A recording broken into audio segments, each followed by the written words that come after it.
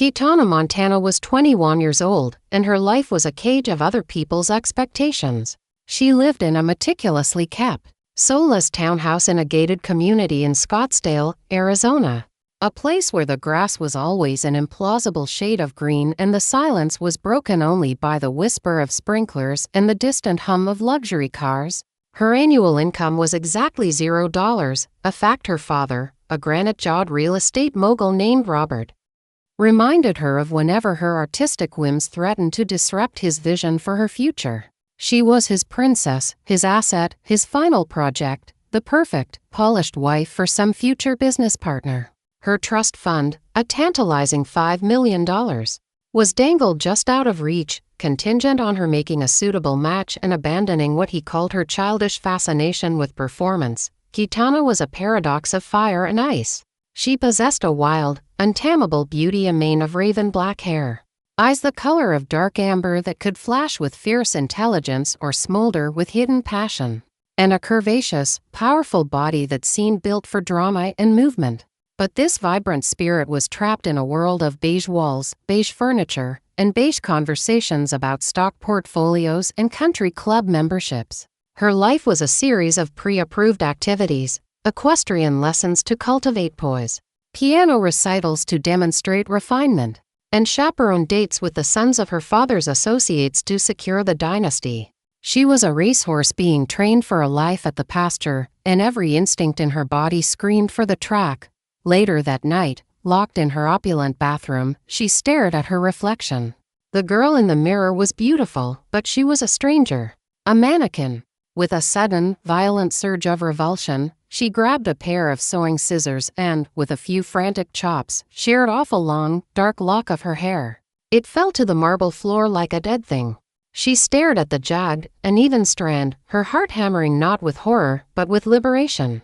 It was the first real, unapproved choice she had ever made. In the secret, blue glow of her laptop, she began her real life. While the world thought she was asleep, she was venturing into the digital wilderness. She found forums for burlesque dancers, for underground performance artists, for women who owned their bodies and their desires with a ferocity that left her breathless. And then, she found them. The women of the alt-adult world. They weren't the polished, pneumatic blondes of mainstream adult film. They were something else entirely. Goths, punks, tattooed warriors, women with sharp edges and defiant stares. They were like her, wild things that refused to be tamed. And they had something she craved more than her trust fund: autonomy. She created a secret online persona. Not Kitana, the heiress, but Raven. She used her smartphone, a discreet webcam, and the cover of Night. Her first videos were raw, shaky experiments in rebellion.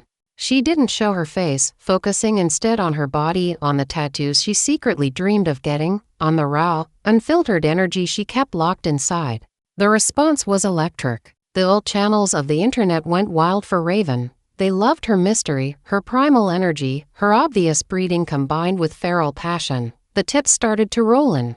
$5, $20, $100. It was pennies to her, but it was a fortune in freedom. It was money she had earned by being herself, or at least, a version of herself she was desperate to set free. The mail that changed everything came from a small, edgy studio based in Los Angeles, known for its artistic, almost cinematic approach to alternative adult film. The owner, a man who went by the name Jax, had seen her content. He was intrigued. He didn't offer her a flight. He offered her a challenge. Whoever you are, the email read, you have a fire that most actresses spend their whole careers trying to fake. I want to capture that fire before the world tries to put it out. Come to LA, let's make something real. The shoot was not a mechanical process. It was an exorcism. With the cameras rolling, Kitana Montana, the heiress, the princess, the perfect daughter, ceased to exist. In her place was Raven, fierce, untamed, and gloriously free. She poured a lifetime of suppressed anger, passion, and desire into the performance. It was raw, it was real, and it was, without a doubt, the most powerful and authentic moment of her life. She signed the release forms with a name she chose on the spot, a name that symbolized her new life. Torn from the two things that defined her, the warrior princess Kitana from the video games she secretly loved, and the state she was leaving behind. Kitana Montana, The video and photos were released a month later. She had rented a small, bohemian apartment in Venice Beach, paying in cash. She watched the launch from her laptop, her heart pounding. The impact was immediate and seismic. The combination of her high society beauty, her obvious education and poise, and her raw, feral, alt energy was a bombshell. She was an enigma, a contradiction the internet became obsessed with solving. Who was she? Her fanbase exploded. The money, now her only source of income, flooded in. It was a fraction of her trust fund, but it was hers. The second chapter of Kitana's life was a brutal education in the cost of authenticity. The initial thrill of her rebellion was quickly drowned out by the deafening roar of the scandal. She was 22 now, living in her Venice Beach apartment, which no longer felt like a bohemian sanctuary but a flimsy hideout. Her income from her work was substantial, well into the high six figures, but it felt like blood money, earned at the cost of her name, her family, and her privacy. The fallout was immediate and vicious. The mainstream media, which had never heard of Kitana Montana the alt star, was now obsessed with Kitana Montana the fallen heiress. She was a tabloid goldmine. They dug up her childhood photos, her yearbook pictures, her equestrian trophies, and presented them side by side with her adult film stills, creating a narrative of a privileged girl's spectacular self-destructs. The comments on these articles were a cesspool of schadenfreude and puritanical outrage. They called her a spoiled brat, a disgrace, a waste of her upbringing. Worse than the public scorn was the silence from her family. It was absolute. It was a void that swallowed all the sound in the world. Her mother, whom she had once been close to, did not respond to her pleading emails. Her father had effectively declared her dead. The weight of their rejection was a physical ache, a constant, hollow feeling in her chest that no amount of money or fan adoration could fill. The industry itself became a minefield. The initial intrigue surrounding her mystery was gone, replaced by a new, more predatory curiosity. Producers who had once respected her work with Jax now saw her as a different kind of commodity, the ultimate taboo, the high society girl slumming it. The offers that poured in were for increasingly degrading, violent scenes, playing on the public's perception of her as a spoiled princess who needed to be put in her place. She felt the walls closing in again. The persona of Kitana Montana becoming a new, different kind of cage, one built not on beige walls and expectations, but on scandal and fetishization. She started to unravel. The fierce, confident raven she had discovered in Jax's studio began to retreat, replaced by a brittle, anxious woman. She started drinking too much, using the frantic, hedonistic party scene of the adult industry as an anesthetic for her pain.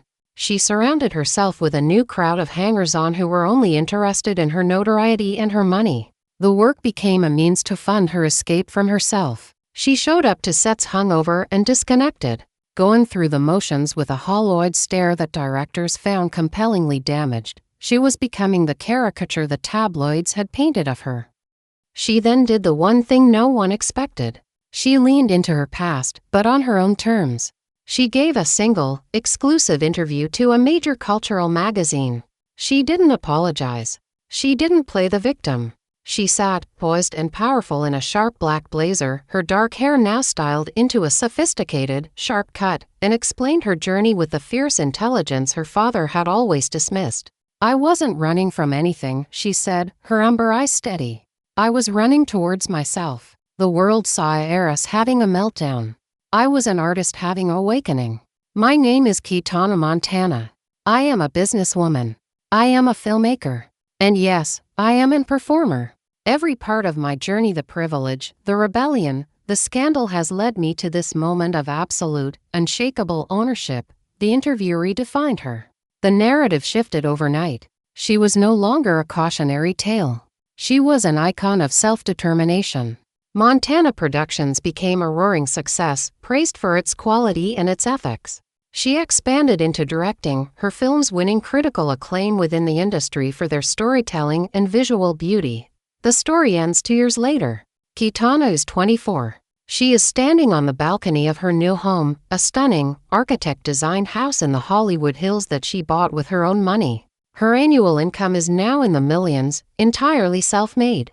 She is no longer the heiress or the scandal. She is the founder and CEO. She looks out at the glittering city below, a kingdom she had conquered not through birthright, but through sheer force of will. A letter had arrived that day, forwarded from her lawyer. It was from her mother. It was short, tentative, asking if they could perhaps have coffee.